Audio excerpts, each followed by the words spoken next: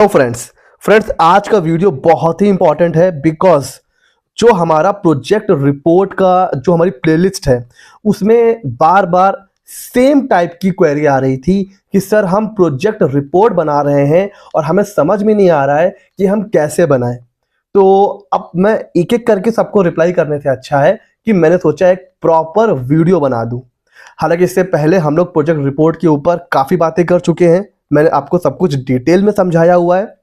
आज हम लोग एक स्टेप आगे जाकर ऐसी प्रोजेक्ट रिपोर्ट में जो की पॉइंट्स होते हैं, जिन की पॉइंट्स के बेस पर बैंक आपकी फाइल को एनालाइज करता है और डिपेंड करता है कि बैंक आपको लोन देगा या नहीं देगा।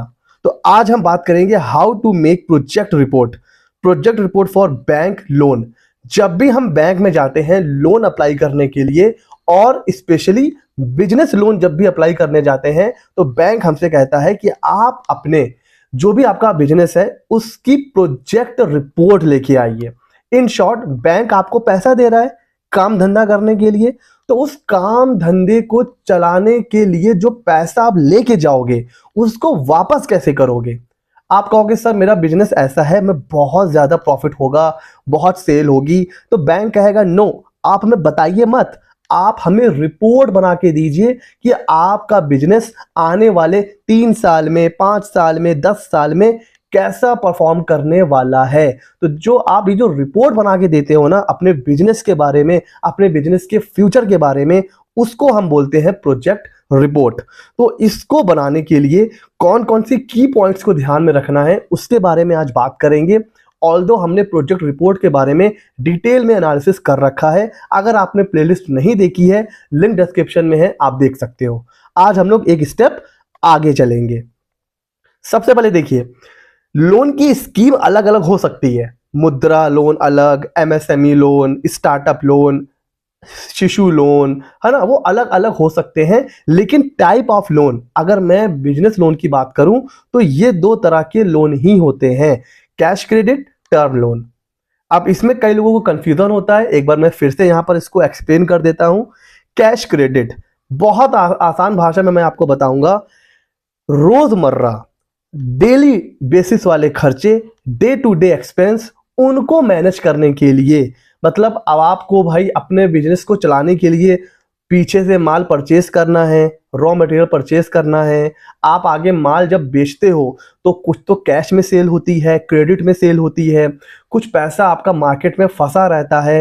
तो डे टू डे आपके बिजनेस को चलाने के लिए जो कैपिटल की नीड होती है, अगर उसके लिए आप लोन लेना चाहते हो तो वो होता है कैश क्रेडिट। और अगर आपको अपने बिजनेस के लिए कोई प्लांट एंड मशीनरी परचेस करनी है, कंप्यूटर परचेस करना है, फर्नीचर परचेस करना है ना, एयर कंडीशन, कुछ भी, अगर कोई प्लांट एंड मशीनरी परचेस करना है तो उसके लिए जो आप लोन लोगे उसे बोलते हैं जनरली टर्म लोन।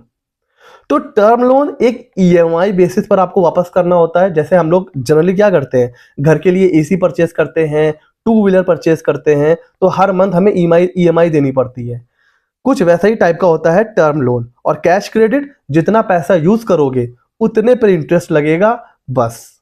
ठीक हो गया जी, आगे चलते हैं। अब बात करते हैं उन की पॉइंट्स की जो एक प्रोजेक्ट रिपोर्ट को बनाने की हमें ध्यान में रखना चाहिए। उसमें जो सबसे इंपॉर्टेंट होता है वो क्या होता है सर, सेल्स एंड टर्नओवर। यहां पर मेरे पास सबसे ज्यादा क्वेरी आती है, सर हम प्रोजेक्ट रिपोर्ट तो बना रहे हैं, हमें पता ही नहीं है सेल कितनी रखनी है। तो देखिए, सेल वैसे तो कई फैक्टर पर डिपेंड करती है, लेकिन ये 3 फैक्टर बहुत इंपॉर्टेंट है। नेचर ऑफ बिजनेस, आप जो बिजनेस स्टार्ट करने जा रहे हो वो उसका नेचर क्या है, क्या वो रेडीमेड गारमेंट्स का है, क्या वो जो है इलेक्ट्रॉनिक अप्लायंसेस का है, क्या वो होम अप्लायंसेस का है, क्या वो टू व्हीलर का है, आप कौन सा काम स्टार्ट करने जा रहे हो, उस एरिया में उसकी डिमांड कैसी है, आप कितनी यूनिट मंथली बेच पाओगे, इन सबको मिला के आपका जो एस्टिमेशन होता है सेल का, उसको बोलते हैं नेचर ऑफ बिजनेस, और वही आपको दिखाना होता है सेल में। अगर मैं प्रोजेक्ट रिपोर्ट पे लेके चलूं आपको, ये हमारी प्रोजेक्ट रिपोर्ट की यूटिलिटी है। तो अगर इसकी बात करें तो यहां पर देखिए year 1, year 2, year 3, year 4, year 5। तो फर्स्ट ईयर में जब आपका अभी बिजनेस स्टार्ट हो रहा है, अब आपको यहां पर अपने सेल का एस्टिमेशन देना है। तो ये आपको कैसे डिपेंड करेगा? डिपेंड करेगा नेचर ऑफ बिजनेस के ऊपर।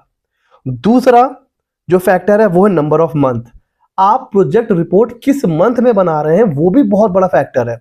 आपने कहा कि भाई पूरे साल में मेरी जो सेल होगी वो होगी 12 लाख, बहुत अच्छी बात है।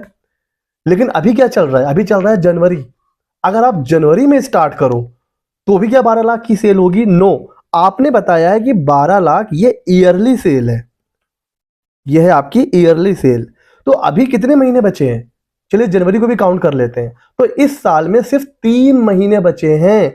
इट मींस अगर आप ईयर 1 की बात करो तो आपके पास है सिर्फ 3 महीने। तो जब आप यहां पर फर्स्ट मंथ में पूरा 12 लाख एंट्री नहीं करेंगे, आप यहां पर एंट्री करेंगे सिर्फ 3 लाख। तो कितने मंथ? हाँ, अगर आप अप्रैल में बनाएंगे प्रोजेक्ट रिपोर्ट तो पूरा 12 महीने की सेल लेंगे, मई में बनाएंगे तो 11 महीने की, जून में 10 महीने की, जुलाई में 9 महीने की। उसी तरह करते करते जिस मंथ में आप बना रहे हैं प्रोजेक्ट रिपोर्ट, उस मंथ के हिसाब से आपको सेल लेनी है और एक्सपेंडिचर लेने हैं। समझ में आ रहा है? ठीक है सर। साइज ऑफ बिजनेस, हो सकता है आप ही के नेचर का कोई दूसरा ट्रेडर है, वो महीने का 1 करोड़ सेल करता है, लेकिन वो 10 लाख यूनिट बेचता है। बिकॉज उसकी दुकान बड़ी है, उसकी जो मैन्युफैक्चरिंग यूनिट है वो बड़ी है, वो बड़े स्केल पर काम कर रहा है। आपकी शॉप छोटी है, आप जो मैन्युफैक्चरिंग यूनिट है वो छोटा है, आपका जो भी स्पेस है, जो आपकी कैपेसिटी है वो कम है। तो आपको अपनी कैपेसिटी के हिसाब से भी रखनी है सेल। ऐसा नहीं कि कुछ भी, एक बंदा है वो 2000 स्क्वायर फीट में गोडाउन चला रहा है तो वो सेल कर रहा है महीने की 2 करोड़। आपके पास सिर्फ 300 स्क्वायर फीट की जगह है, तो अब आप 2 करोड़ महीने का नहीं सेल कर पाओगे, बिकॉज आपकी कैपेसिटी लिमिटेड है। तो साइज ऑफ बिजनेस पे भी डिपेंड करता है कि आप ईयर 1 में सेल कितनी दिखाएंगे। ठीक हो गया जी। तो ये 3 बड़े फैक्टर हैं जिनको बेस बना के आप अपनी जो सेल है वो यहां पर एंटर करेंगे। ठीक हो गया सर। अगला जो इंपॉर्टेंट की पॉइंट है वो है क्लोजिंग स्टॉक। सर ये क्लोजिंग स्टॉक हमें कितना दिखाना होता है? नीचे आ जाइए। सबसे पहली बात तो ये, अगर आप एक सर्विस प्रोवाइडर हैं तो आपको क्लोजिंग स्टॉक को 0 कर देना है, फिर ये 0 हो जाएगा। ठीक है। लेकिन अगर आप एक ट्रेडिंग ऑर्गेनाइजेशन है तो फिर क्लोजिंग स्टॉक होगा। और जनरली क्लोजिंग स्टॉक आपकी सेल का 10 to 15% होता है। कितना होता है सर? 10 to 15%। क्योंकि ऐसा माना जाता है कि आप एक बिजनेस में हैं, आप सेल कर रहे हो, पीछे से परचेस करोगे, आगे सेल करोगे, तो ऑन एन एवरेज 10-15% तक का स्टॉक आपके पास रहता है। कोई भी बंदा होगा, अब आप देख लो, हो सकता है आपका नेचर कुछ ऐसा है कि वहां पर हो सकता है 20% का हो, या फिर ऐसा भी हो सकता है कि आपका सिर्फ 5% है। तो यहां भी आपका नेचर ऑफ बिजनेस बहुत इंपॉर्टेंट रोल प्ले करेगा। लेकिन ऑन एन एवरेज अगर आपको समझ में नहीं आ रहा है कि क्लोजिंग स्टॉक कितना रखना है, तो 10 से 15% अपनी सेल का आप क्लोजिंग स्टॉक दिखा सकते हैं, ये एक्सेप्टेबल होता है। कुछ लोग 40% दिखा देते हैं, 50% दिखा देते हैं। भाई आप फिर अपना बिजनेस कर ही क्यों रहे हो? जितना आप खरीद के ला रहे हो, जब उतना आप बेच नहीं पा रहे हो तो फायदा क्या? तो 40%, 50% ऐसे कभी मत दिखाना, प्रोजेक्ट रिपोर्ट रिजेक्ट हो जाएगी। आप 10-15% दिखा सकते हो।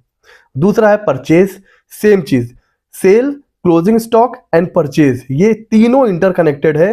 परचेज भी आप कितनी दिखाओगे ये डिपेंड करेगा कि आप किस नेचर का बिजनेस कर रहे हैं। किसी किसी प्रोडक्ट में मार्जिन बहुत ज्यादा होता है, जैसे मेडिसिन।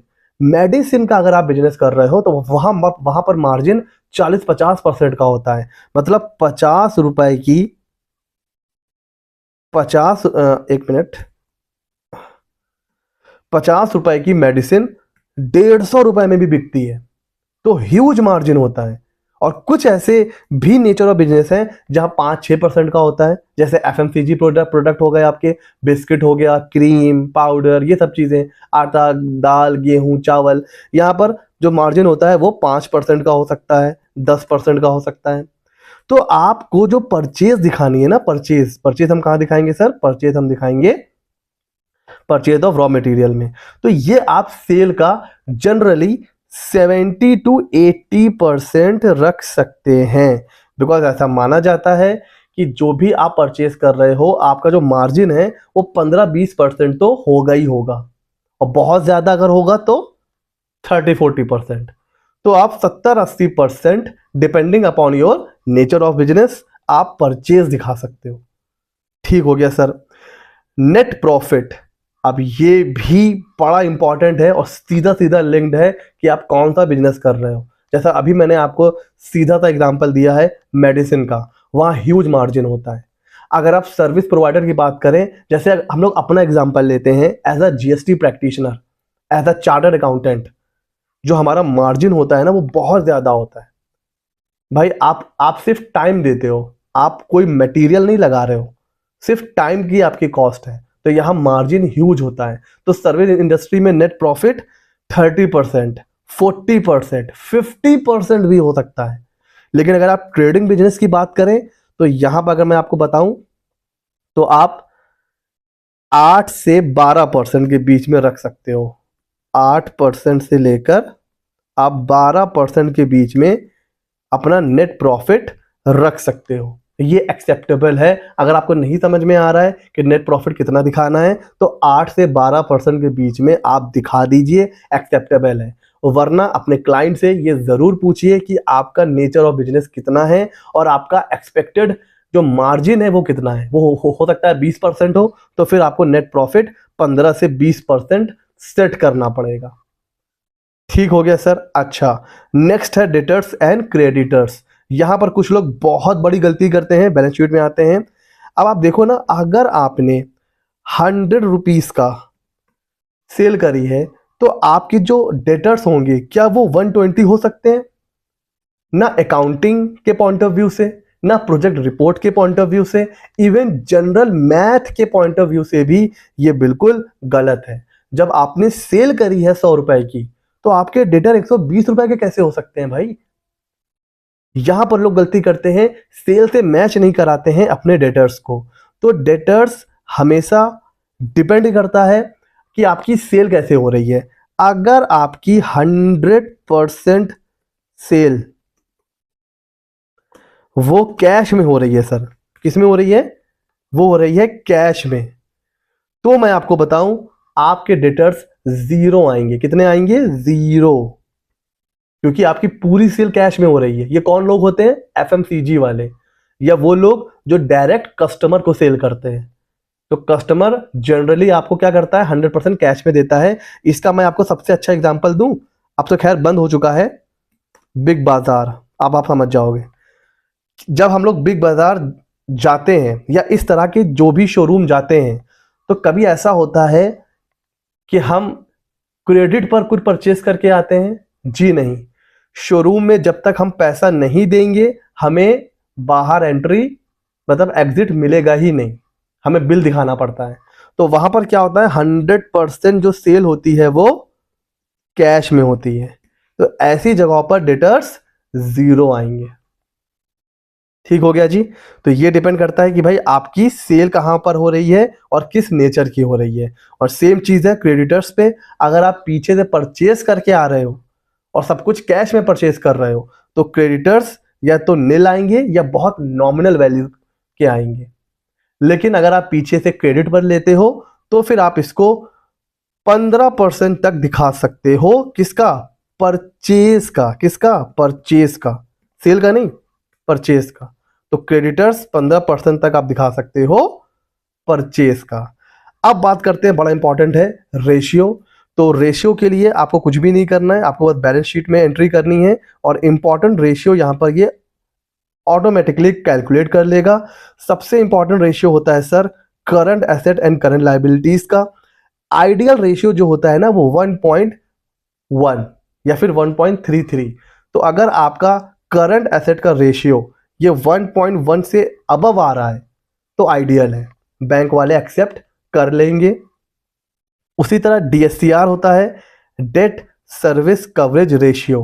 क्या मतलब होता है सर डीएससीआर का? कि भाई आपका जो कैश प्रॉफिट है, क्या है सर? Cash profit. जैसे एक तो होता है नेट प्रॉफिट, फिर डेप्रिसिएशन ऐड कर दीजिए, और जो भी आपका इंटरेस्ट वगैरह है, प्रिंसिपल अमाउंट है लोन का, उन सबको ऐड करिए। और उससे ये देखा जाता है कि जितना पैसा आपके पास बच रहा है, क्या वो पैसा आपकी इंस्टॉलमेंट, उसका इंटरेस्ट और सीसी का इंटरेस्ट, मतलब इंटरेस्ट प्लस प्रिंसिपल अमाउंट, वो पे करने के लिए सफिशिएंट है कि नहीं है। सपोज आपका प्रिंसिपल और इंटरेस्ट मिला के आ रहा है 100 रुपए और आपका पैसा बच रहा है 120। 100 आपको पे करना है, 100 पेबल है, और जो आपका बच रहा है वो 120, तो माना जाएगा कि हाँ आपका बिजनेस अच्छा है, बिकॉज आपको 100 पे करना है और आपका बिजनेस नेट प्रॉफिट सब घटा के जोड़ के 120 रुपए बच रहा है। तो बैंक मानता है कि आपको लोन देना सेफ है, क्योंकि आप इतना पैसा कमा रहे हो कि आप बैंक की ईएमआई भर पाओगे। उसको बोलते हैं डीएससीआर। तो ये भी डीएससीआर रेशियो, ये अगर अबव 2 है, कितना है? अबव 2, तो ये बैंक वाले इसको अच्छा मानते हैं, हेल्दी मानते हैं, आपकी प्रोजेक्ट रिपोर्ट एक्सेप्ट होने के चांसेस हाई हो जाते हैं। तो हमें रेशियो पर भी बहुत ध्यान देना होता है। तो ये वो की और बहुत इंपॉर्टेंट पॉइंट्स हैं जब हम प्रोजेक्ट रिपोर्ट तैयार करते हैं। आई होप मैंने एक एक पॉइंट्स को बहुत डिटेल में समझाया है। अभी भी कोई कंफ्यूजन है सर, तो आप मुझसे कमेंट सेक्शन में पूछ सकते हैं। प्रोजेक्ट रिपोर्ट एक ऐसी चीज है, इससे आपका लोन सैंक्शन भी हो सकता है और रिजेक्ट भी हो सकता है। तो प्रोजेक्ट रिपोर्ट बनाते समय बहुत ध्यान से बनाइए। और ये जो हमारी प्रोजेक्ट रिपोर्ट की यूटिलिटी है, इससे आप 10 से 15 मिनट में कोई भी लोन हो, चाहे वो सीसी हो या टर्म लोन हो, चाहे वो 10 लाख का हो, चाहे वो 10 करोड़ का हो, आप इस प्रोजेक्ट रिपोर्ट से 10 से 15 मिनट में प्रोजेक्ट रिपोर्ट बना सकते हैं। जैसा कि आपको पता है इसकी कॉस्ट बहुत ही मिनिमम है, ओनली 99 रुपीज। सारे फॉर्मूला, चाहे वो इंपॉर्टेंट रेशियो के हो, वो डीएससीआर के हो, चाहे वो चार्ट्स हो, ये सारी चीजें आपको मिल जाती हैं। यहाँ पर बस आपको एजम्पशन देना है। फर्स्ट ईयर में आप जो है वो वैल्यू पुट करेंगे, बाकी सारे साल ऑटोमेटिक बन जाएंगे। 10 से 15 मिनट में आप प्रोजेक्ट रिपोर्ट बना सकते हैं। लिंक डिस्क्रिप्शन में है, आप वहां से डाउनलोड कर सकते हैं। वीडियो कैसा लगा हमें जरूर बताइएगा। ऐसे ही मजेदार वीडियोस के लिए CA Mitra 24 को सब्सक्राइब कर लीजिए। मिलते हैं अगले नॉलेजेबल वीडियो में।